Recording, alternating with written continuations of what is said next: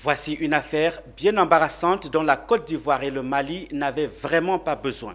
L'affaire de l'arrestation de 49 soldats ivoiriens à Bamako au Mali continue d'alimenter les incompréhensions entre Abidjan et Bamako. Ce mercredi, au terme du Conseil des ministres répondant aux questions des journalistes, le porte-parole du gouvernement Amadou Koulibaly a préféré botter en touche tout en invitant les autorités maliennes à la vérité. Je vous propose de l'écouter.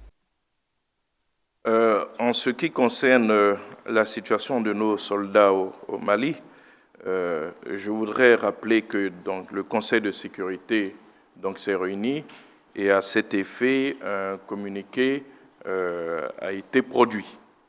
Je voudrais que nous nous en tenions à ce communiqué sans entretenir de quelque façon que ce soit des polémiques. Il y a une forme de banalisation de nos institutions qui ne saurait être acceptable. Pour ce qui concerne la Côte d'Ivoire, le Conseil de sécurité est l'instance suprême qui se prononce sur les questions de sécurité nationale et ce Conseil est présidé par le chef de l'État. Vous pouvez comprendre que nous ne pouvions tolérer que soient mises en doute les conclusions de ce Conseil de sécurité, si ce n'est que par ailleurs on veut chercher à banaliser la parole de l'État ivoirien. Cela est inacceptable et je tiens à le signaler ici.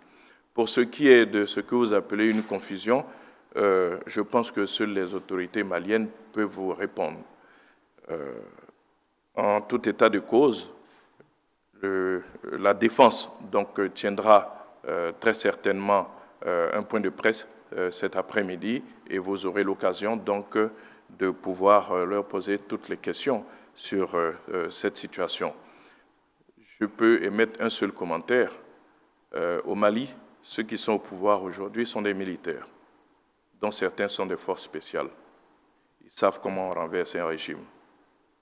Ce ne sont pas des touristes qui arrivent dans un aéroport, qui rassemblent leur passeport pour aller remplir des formalités de police. Je ne ferai pas d'autres commentaires sur cette question.